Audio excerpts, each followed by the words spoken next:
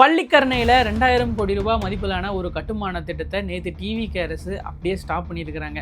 எதனால ஸ்டாப் பண்ணியிருக்கிறாங்க, இதுக்கு பின்னாடி யார் இருக்கா, அங்கே என்ன தவறுகள் நடந்துச்சு, பள்ளிக்கரணை அப்படிங்கிற ஒரு சதுப்பு நிலம் ஏன் சென்னையில் பாதுகாக்கப்பட வேண்டிய ஒரு விஷயமா இருக்கணும் அப்படிங்கிறதையும் டீட்டெயிலாக இந்த வீடியோவில் பார்க்க போகிறோம். இந்த மாதிரி இன்ட்ரெஸ்டிங்கான அப்டேட்லாம் தெரிஞ்சுக்கிறதுக்கு நம்ம சேனலை மறக்காம சப்ஸ்கிரைப்லாம் ஃபாலோ பண்ணிக்கோங்க. வாங்க வீடியோக்குள்ளே போகலாம். மக்களே, ஃபர்ஸ்ட் ஒரு விஷயத்தை சொல்லி இந்த வீடியோவை ஸ்டார்ட் பண்ணுறேன். பள்ளிக்கரணை அப்படிங்கிற டோட்டலான ஏரியா பார்த்தீங்கன்னா 1970களில் பார்த்தீங்கன்னா கிட்டத்தட்ட 6000 ஹெக்டேர் அளவுக்கு பார்த்தீங்கன்னா அந்த பள்ளிக்கரணை அப்படிங்கிற சதுப்பு நிலம் பரவி கிடந்துச்சு. ஆனால் இப்போ எந்த அளவுக்கு இருக்குது அப்படின்னு கேட்டிங்கன்னா வெறும் 600லேருந்து 700 ஹெக்டேர் அளவுக்கு தான் பார்த்தீங்கன்னா இந்த பள்ளிக்கரணை அப்படிங்கிற டோட்டல் ஏரியாவுமே இருக்குது.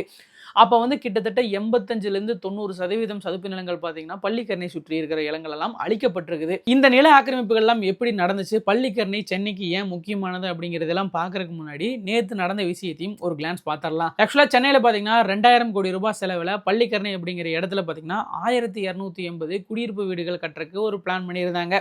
ஆக்சுவலாக அந்த பிளானை தான் பார்த்தீங்கன்னா இப்போ டிவிகே அரசு வந்து ஸ்டாப் பண்ணியிருக்கிறாங்க. இந்த திட்டம் பார்த்தீங்கன்னா டிஎம்கே பேர்லேயே ஸ்டார்ட் பண்ண ஒரு திட்டம் தாங்க. அப்பவே பார்த்தீங்கன்னா நிறைய பொதுமக்கள் எதிர்ப்பு தெரிவிச்சாங்க. சுற்றுச்சூழல் அறிஞர்களாகட்டும், அறப்போர் இயக்கங்களாகட்டும் இதுக்கு எதிராக போராட்டம் நடத்தினாங்க. இந்த கேஸும் பார்த்தீங்கன்னா இப்போ கோர்ட்ல போயிட்டு இருக்குது. ஒரு சில பேர் என்ன சொல்றாங்க அப்படின்னு கேட்டீங்கன்னா இந்த சதுப்பு நில வரையறைக்குள்ள தான் இந்த கட்டடம் கட்டப்படுது அப்படிங்கிற மாதிரி சொல்றாங்க. ஒரு சிலர் பார்த்தீங்கன்னா இல்லப்பா அது கொஞ்சம் தொலைவில் தான் இருக்குது, இருந்தாலும் பார்த்தீங்கன்னா இதனால சதுப்பு நிலத்துக்கு ஆபத்து வரலாம் அப்படிங்கிற மாதிரியும் சொல்றாங்க.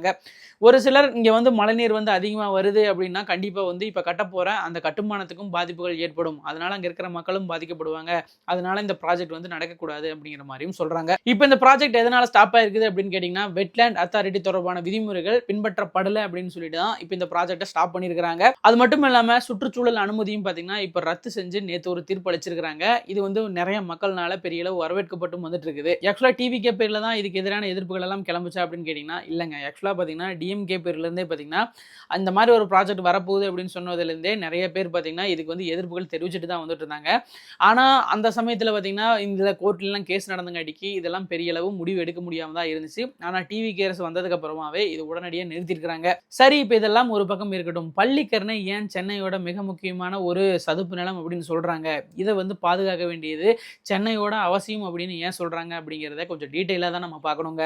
நான் முன்னாடியே சொன்ன மாதிரி 1960-70களில் பார்த்தீங்கன்னா கிட்டத்தட்ட 5000 ஹெக்டேருக்கு மேலே பார்த்தீங்கன்னா இந்த சதுப்பு நிலங்கள் பரவி காணப்பட்டுச்சு.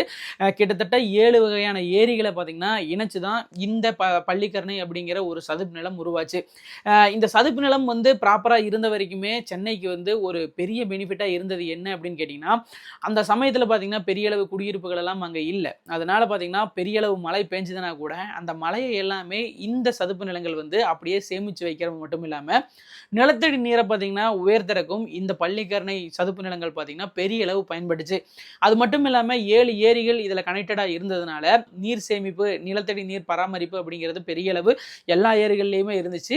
ஊருக்குள்ள மக்கள் வசிக்கக்கூடிய ஏரியாக்குள்ள தண்ணி வராமையும் பார்த்தீங்கன்னா இந்த ஏரிகள் தான் பாதுகாத்துச்சு. ஆனால் இப்போ அந்த ஏரிகள் எல்லாம் கொஞ்சம் அழிக்கப்பட்டு மக்கள் வந்து பயன்பாட்டுக்காக வந்துருச்சு. இப்போ சமீப காலமாக பார்த்தீங்கன்னா இந்த பள்ளிக்கரணை சுற்றி இருக்கிற ஏரியாக்கள் எல்லாம் பார்த்தீங்கன்னா பெரிய பெரிய அபார்ட்மெண்ட்ஸ் கட்ட ஆரம்பிச்சிட்டாங்க, குடியிருப்புகள் அதிகமாயிருச்சு. அது மட்டும் இல்லாமல் இந்த ஏரியாவுக்கு பக்கம் ஒரு பெரிய குப்பை கிடக்கும் இருந்துச்சு. அதனால பார்த்தீங்கன்னா இப்போ அந்த இடமெல்லாம் சுருங்கி பார்த்தீங்கன்னா இப்போ 5000 ஹெக்டேருக்கு மேலே இருந்த இடம் பார்த்தீங்கன்னா இப்போ வந்து 600 to 700 ஹெக்டேர் தான் இருக்குது அப்படிங்கிற மாதிரியும் சொல்றாங்க. பள்ளிக்கரணையை இயற்கையான ஒரு உறிஞ்சி அப்படின்னு சொல்றாங்க. அதாவது எதனால அப்படின்னு கேட்டிங்கன்னா அங்கே வந்து சதுப்பு நிலங்கள் அதிகமாக இருக்கிறதுனால நீர் எல்லாம் பார்த்தீங்கன்னா நல்லாவே கிரகித்து நிலத்தடி நீர் மட்டத்தை வந்து அதிகப்படுத்துச்சு. அதனால தான் பார்த்தீங்கன்னா சென்னையில் அப்போலாம் பார்த்தீங்கன்னா இந்த நீரெல்லாம் குடிக்கிறதுக்கெல்லாம் யூஸ் பண்ணல. ஆனால் இந்த ஏரியாவில் பார்த்தீங்கன்னா நிறைய போர்வெல்ஸ் எல்லாம் உருவாக்குனாங்க. அந்த போர்வெல்ஸ்லேருந்து எடுக்கக்கூடிய தண்ணீர் பார்த்தீங்கன்னா சென்னையில் இருக்கிற பெரிய அளவு ஏரியாக்களுக்கெல்லாம் உபயோகிச்சாங்க அப்படிங்கிற மாதிரியும் வரலாறுகள் சொல்லுது. இதெல்லாம் ஒரு பக்கம் இருக்க, பள்ளிக்கரணையை பார்த்தீங்கன்னா ராம்சார் சைட் அப்படின்னு சொல்றாங்க இல்லையா, அது எதனால இப்படி சொல்றாங்க அப்படிங்கிறதையும் நம்ம தெரிஞ்சுக்கிட்டு தான் ஆகணும். இந்த ராம்சார் கன்வென்ஷன் அப்படிங்கிறது எதுக்காக உருவாக்கப்பட்டது அப்படின்னு கேட்டிங்கன்னா உலகில் முக்கியமான ஈரநிலங்களை எல்லாம் பாதுகாக்கிறதுக்காக உருவாக்கப்பட்ட ஒரு அமைப்புங்க. பள்ளிக்கரணை தென்னிந்தியாவில் மிக முக்கியமான ஈரநிலங்களில் ஒன்று அப்படிங்கிற மாதிரி சொல்றாங்க. இங்கே வந்து எக்கச்சக்கமான பறவை இனங்கள் இருக்குது. வெளிநாட்டிலிருந்து டிராவல் பண்ணுற பறவை இனங்களும் பார்த்தீங்கன்னா இங்கே வந்து முட்டையிட்டு குஞ்சு பொரிச்சிட்டு போகிற பறவைகள் எல்லாம் எக்கச்சக்கமாக இருக்குது. அது மட்டும் இல்லாமல் இதனை சுற்றி பார்த்தீங்கன்னா நிறையா விலங்கினங்களும் பார்த்தீங்கன்னா வசிச்சு வருது அப்படிங்கிற மாதிரியும் சொல்கிறாங்க. அந்த அளவுக்கு இயற்கை சூழ்ந்த ஒரு சதுப்பு நிலம் இப்போ அழிக்கப்பட்டு வர்றதுனால தான் பார்த்தீங்கன்னா இதை ராம்சார் நிலம் அப்படிங்கிற மாதிரி இப்போ வந்து அதை பராமரிச்சுட்டும் வந்துட்டு இருக்கிறாங்க. பள்ளிக்கரணையோட சிறப்பம்சத்தை பற்றி நம்ம தெரிஞ்சுக்கிட்டே ஆகணும். இங்கே வந்து 200க்கும் மேற்பட்ட பறவை இனங்கள் இங்கே வசிக்குது அப்படிங்கிறத வந்து ஆல்ரெடி பார்த்தீங்கன்னா எல்லாரும் நோட் பண்ணி வச்சிருக்கிறாங்க. மொத்தமாக சொல்ல போனால் இங்கே 700க்கும் மேற்பட்ட பறவை மற்றும் விலங்கினங்கள் இங்கே வாழுது அப்படிங்கிற அப்படிங்கிற மாதிரியும் குறிப்புகள் இருக்குது.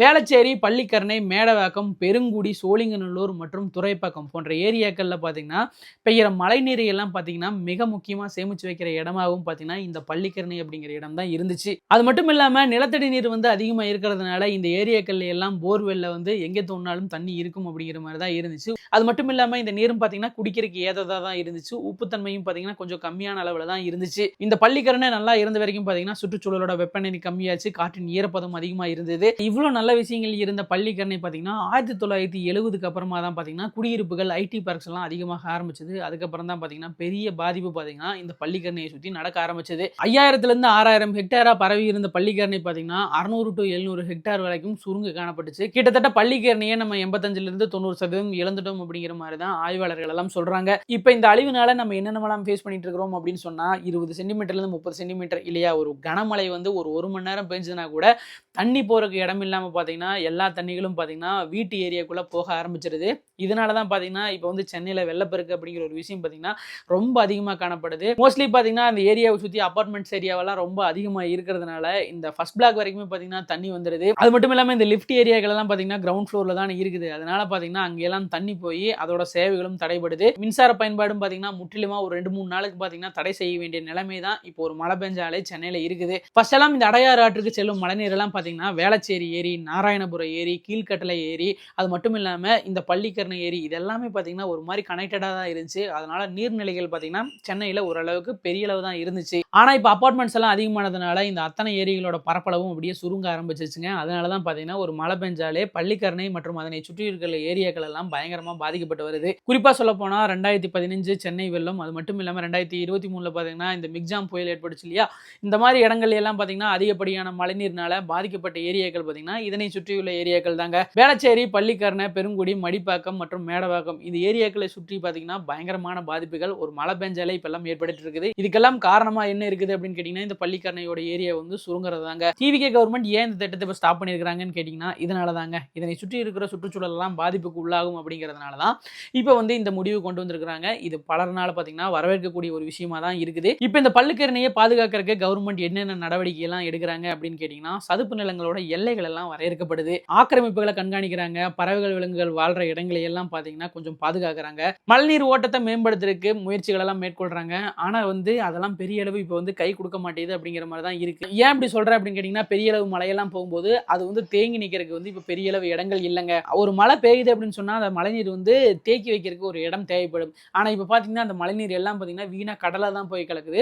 அதனால இந்த நிலத்தடி நீர்மட்டம் அப்படிங்கிறது பார்த்தீங்கன்னா சிட்டி சைடு எல்லாம் பார்த்தீங்கன்னா இம்ப்ரூவ் ஆகிறதுக்கு இப்போ வாய்ப்பே இல்லை அப்படிங்கிற மாதிரி தான் இருக்கு. சென்னையில மட்டும்தான் இப்போ இந்த மாதிரி நிலைமையெல்லாம் இருக்குது அப்படின்னு கேட்டிங்கன்னா கண்டிப்பாக இல்லை. நிறைய பகுதிகளிலும் பார்த்தீங்கன்னா இதே நிலைமை தான் ஏற்பட்டு இருக்குது. கவர்மெண்ட் வந்து இதுக்கு எல்லாமே ஒரு நடவடிக்கை எடுக்கணும் அப்படிங்கிற மாதிரி தாங்க இருக்கு.